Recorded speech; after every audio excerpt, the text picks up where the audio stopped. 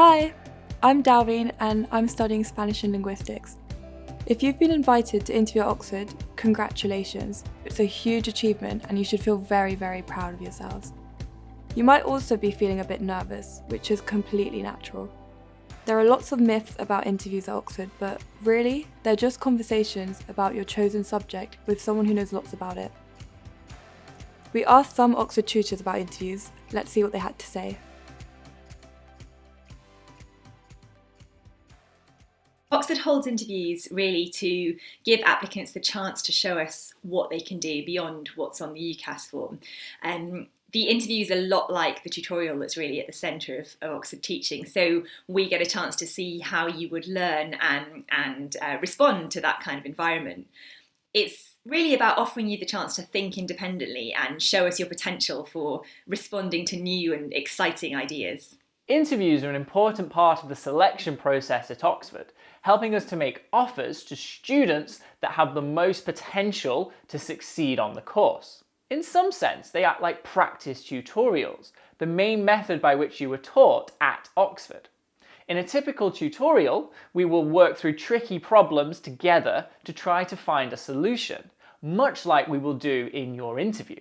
All of the applicants we get to Oxford are brilliant. So we need more information than we can possibly glean from the UCAS application form that everyone sends in, because we need to work out from those who've applied whether or not they would be well suited to the way we teach in Oxford. We teach in quite an unusual way in very small tutorial groups, and the interview is therefore an audition for that style of teaching. They are truly not designed to be terrifying or daunting, and we do everything we can to make you feel at your ease. The interview is just one part of a bigger application process. We have lots of bits of information about you and we're trying to build up a bigger picture. So don't let yourselves get too nervous. And fundamentally, I know it's hard, but try and enjoy the process. It's actually a really nice opportunity to talk about the things that interest you and that interest us. What do I look for in an applicant? Curiosity. I know you can pass exams. Everybody that comes for interviews passes exams. I've got to teach you for 4 years. So I want to teach people who want to learn. And that's what I'm looking for. We're looking for a degree of energy. We want to get this sense that you're motivated to take on this degree. So we're looking for you to light up, to enjoy yourself, and also to speak for yourself. We're interested in you and your energy and what you would like to bring to the conversations. What we're looking for is flexibility of thinking. We're looking to discover your kind of analytical abilities. We're looking to see how you respond to new pieces of evidence. We're looking to see how you think when confronted with new ways of thinking about a problem. Do listen really carefully to our questions. Sometimes it's very difficult when you're really nervous to listen carefully because you're sort of flooded with all these ideas and these things that you want to tell us about and you're feeling very anxious. But do try and take the time just to listen carefully to what you're being asked so that you're responding to what we're asking you. So what I look for above all in a candidate is a combination of curiosity and dedication. I want you to be so curious about your reading that you don't mind being dedicated to it, that to you it's a pleasure to read a lot.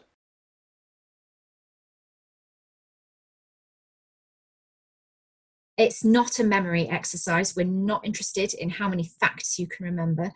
Do have a reread of the written work that you've submitted before the interviews, because that is a useful thing to be able to talk about. By all means, do some reading or watch some lectures, but try and see a variety of perspectives. But ultimately, we want to get the best possible performance out of our interviewees. Don't feel like you need to read hundreds of texts. I would so much rather somebody just have read 1 or 2 texts but really thought about them. It can be really useful too to practice talking to people about your reading, so explaining what you thought about texts and why. It's also a good idea to revise the material you've learnt so far at school or sixth form and to try out some practice questions. The very best of luck, and hopefully I'll see you around Oxford in the near future. We hope that makes it all seem a bit less daunting. So, we know that interviews this year are going to be a bit different. You'll still usually be interviewed by 2 tutors in your subject, but This year, you'll be talking to them via a video link. This is Ian from the university's admissions operations team, who've been working out the best technology to use for this year's interviews. Hi Ian, so if I was applying this year, what can I expect and how will it all work? Hi Dalveen. So, all interviews will be taking place remotely this year using Microsoft Teams. You don't need to have a Microsoft account for this, but you will need to use a computer that either has Teams installed or can access Teams on the internet. The computer will also need a microphone, speakers, and webcam. If you have any problems getting hold of the right technology, talk to your school, and if you still aren't able to access it, then contact the college you're being interviewed by. Great, do I need anything else? You should have paper and pens to take notes, and in all interviews, you may be asked to hold some paper-based workings up to the camera. It's also a good idea to have a copy of your personal statement and any written work you've submitted, because you might be asked about these. You could be asked to read a passage or article before your interview, which will be sent to you by email. If so, then make sure you have a quiet space to read it before your interview, same as if you were taking an exam. Your college will explain this to you beforehand. Just a reminder here that, as your interview invitation makes clear, you must not record these interviews or share any of their content verbally or otherwise, including any pre-interview reading tasks. Okay, but do I need anything else on the technical side? For Tier 3 subjects, yes. As well as the device you're using to access Microsoft Teams, you'll need a touchscreen device, such as a tablet or a touchscreen laptop, along with a stylus you can write with. We recommend this touchscreen device has at least an 8-inch screen, so a mobile phone won't be big enough. You'll need to access the Miro website or app at miro.com. This lets you use a virtual whiteboard. If you're using the app, you'll need to create an account. We recommend creating an account beforehand so you can practice using the whiteboard. You'll be sent a link to a specific Miro whiteboard for your interview. You'll need to be able to access this link on your touchscreen device to access the whiteboard for use in your interview, so you might need to log in before your interview starts. During the interview, your interviewers might show you a document by sharing their screen or pasting it into the Miro whiteboard, or by holding something up to the camera. You might be asked to show any rough workings on your own camera. They might also use the Miro whiteboard to write out mathematical notation, draw sketches, annotate diagrams or text, or to add text. You might also be asked to use your Miro and touchscreen device and stylus to add markings using the draw tool to highlight, point to, or annotate an existing image or text, add text using the text tool, write out mathematical notation using the draw tool with your stylus as though you were writing on a piece of paper, or sketch a diagram using the draw tool with your stylus as though you were drawing on a piece of paper. Thanks, that makes sense. But how will I be invited to interviews? For each interview, you'll be sent a separate calendar invitation containing a link that will take you to the virtual interview lobby.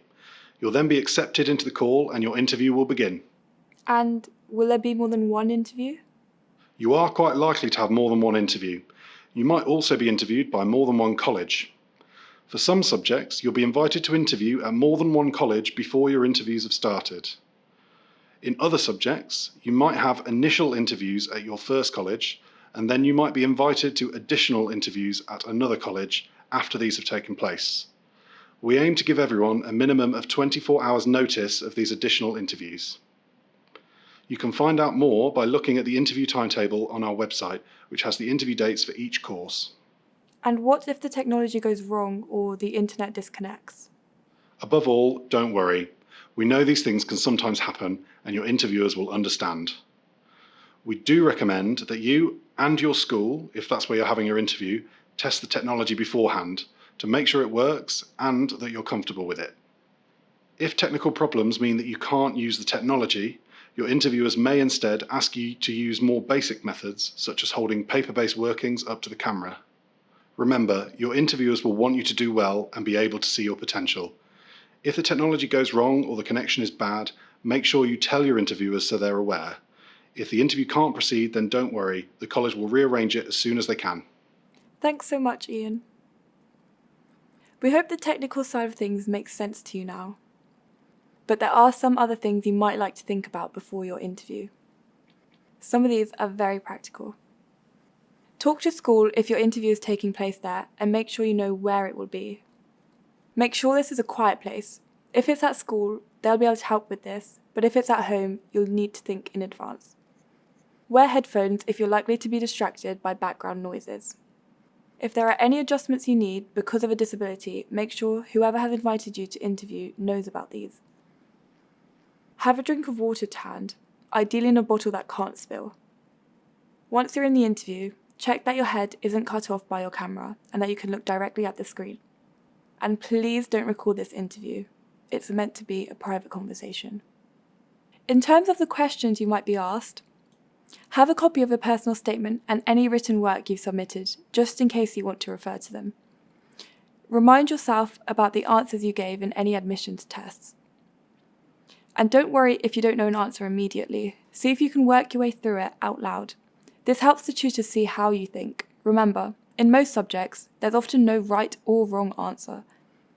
Practice by talking to someone, anyone, even your dog, about your subject.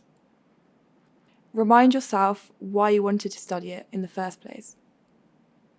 Don't try and Google any answers during your interview. Aside from the fact that this is cheating, an interview is like a conversation and you'll be very obvious if you zone out or are distracted. More than anything, try not to worry too much and just be yourself. Remember, if you're being interviewed, it means you're a strong contender. You just have to show the tutors how awesome you are. You can find out more information and advice about all aspects of interviews, including some detailed subject-specific information about the sort of questions you might be asked, on our website. Good luck, and we hope you find the experience interesting and maybe even enjoyable.